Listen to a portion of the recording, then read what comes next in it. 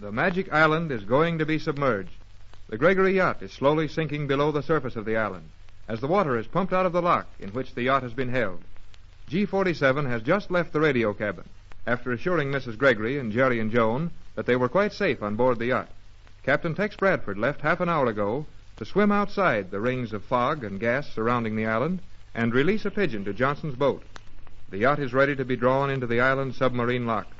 The giant pumps have lowered the water in the lock to the level of that within the island, and the boat rides easily.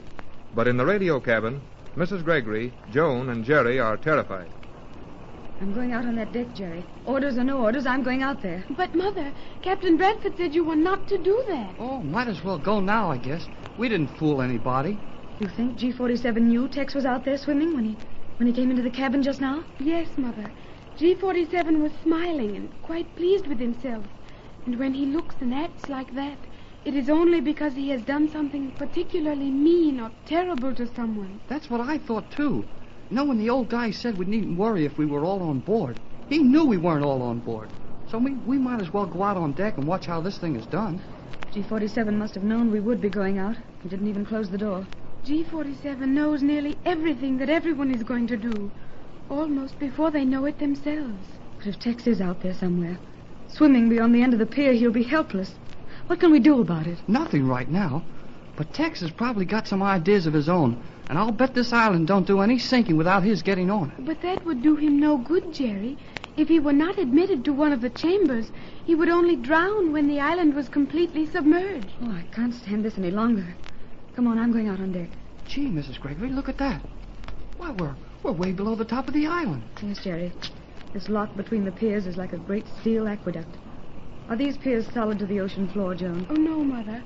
Only to the 5th level, and only 2 of them have locks between them as this one has, so the water may be pumped out. The false bottom is steel.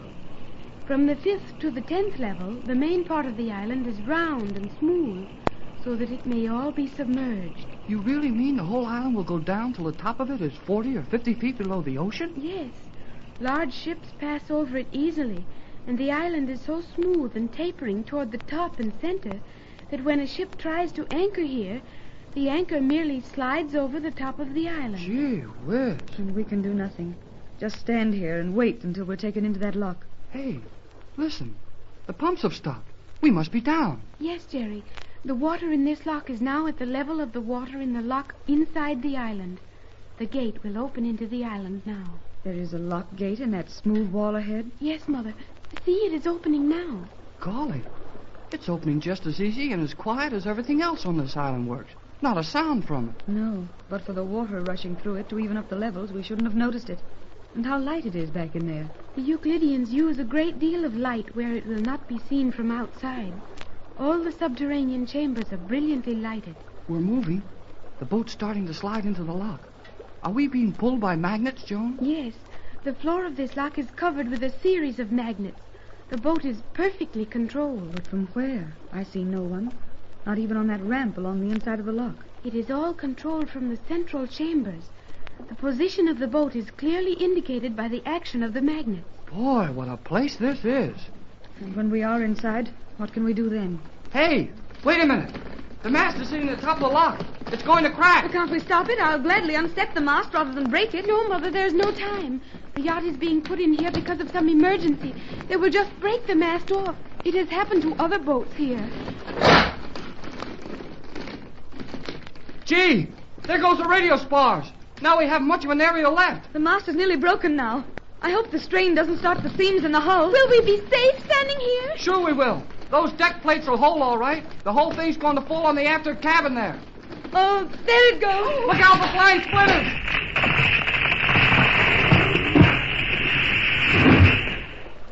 Gee, that's too bad, Mrs. Gregory. It did a lot of damage. Oh, Mother, your beautiful boat. Oh, never mind that. I can get another boat, but Tex. Quiet, Mrs. Gregory. Mother, you must be careful. Oh, I know, and I suppose G-47 can hear all we say, but I've reached the point where I don't care. Tex is out there somewhere, and nothing else matters to me. It all seems so hopeless, doesn't it? And you love the captain so dearly. I'm very sad for you, Mother. Oh, me too, Mrs. Gregory. But don't give up hope. Tex is a smart guy. No telling what he's done. You're just saying that to cheer me up, Jerry. You know there isn't one chance in a million Tex could be safe. Well, I got a hunch. And when I get a hunch, everything's going to come out slick. Look, Mother. The stern of the boat is nearly inside the lock now. Yes, dear. And soon the gate will close, and Tex will be outside in the water. He can't swim forever. So many things might have happened to him. Take it easy. Please, Mrs. Gregory. You're so swell, and I'm so sorry for you. Well, I could bust right out and bawl like a girl, but it wouldn't do any good. Oh, you're right, Jerry. You're a sweet boy. Tex would want me to keep my chin up. Why do you say that, Mother? Keep your chin up. Your chin has not fallen down. Oh, Joan, my dear, you and Jerry would almost make anything possible. We're pretty swell, ain't we? Jerry, I have told you that ain't is not correct. Well, I know it ain't. Then why do you insist on saying it? Yeah, the gate's closing. The yacht's inside. And out there in that cold water, in the dark. Now, steady, Mrs. Gregory. Don't say any more now. Someone is coming along this ramp, coming toward us. Not a word about how we really feel. You too, Joan. Keep a stiff upper lip. But how will it help anyone for me to keep my upper lip stiff? Oh, forget it. Just say nothing. Let me do the talking. I think you might well be trusted to do it better than the rest of us, Jerry. Yes, someone is coming and making no sound, of course. It is G47, and that is very strange. Why do you say that, Joan? That's what I'd like to know. I don't think anything that guy does is strange anymore. It is strange that G47 would come down into the submarine locks. He always stays in the main control chamber when submerging and leaves these locks to his assistants. He's certainly looking the yacht over carefully. I wonder what he wants. We should come over here and get it over with. That guy makes me feel like I had some porcupine soup with the needles in it. I do not understand what you mean. Never mind, Jerry, dear. Hush now. Here he comes. Hey there, G47. What's the idea of breaking up Mrs. Gregory's boat? You will make him angry, Jerry. I don't want him to think we're worried about anything else. I must say that you've treated us rather roughly. Might we inquire, G47, what caused the sudden decision to run us into this lock? You might, and you have. A little later, you will witness an interesting demonstration. If you care to come to the neptoscope control chamber, you will see... No, I shall not tell you. It will be more pleasant to surprise you. We will be glad to come and witness any demonstration you care to give us. Sure. Want us to come right now? I think not until we are submerged. Is that not so, G47? Precisely, Cleostra. It will have no value until we are submerged. You will bring the dear captain, of course? Why, yes, of course. Yeah, sure. We'll bring him, if he wants to come. I feel reasonably certain Captain Bradford would be very happy indeed to have the opportunity of witnessing the demonstration from within the island. You will be notified when to appear.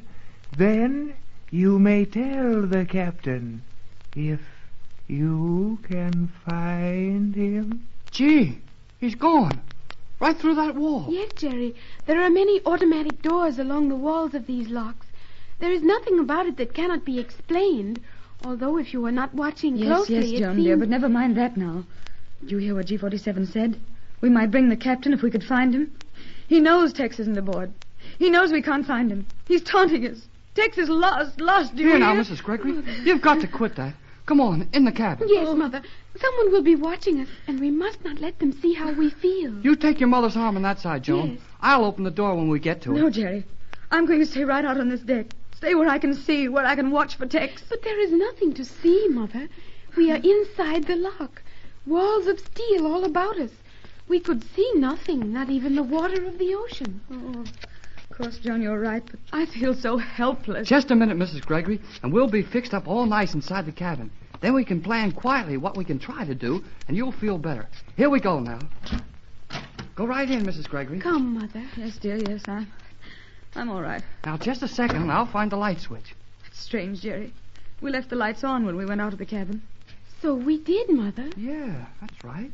I guess that falling mast must have put them out. I put them out. Gee The whiz. captain. Oh. Yes, I put the lights out just as the mast fell. So G47 would think the falling mast had wrecked the wiring, and I could move in here unnoticed. Oh, Tex.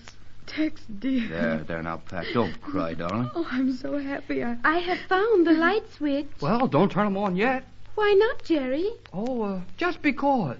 But why not, Jerry? I will turn them on. Oh, Mother.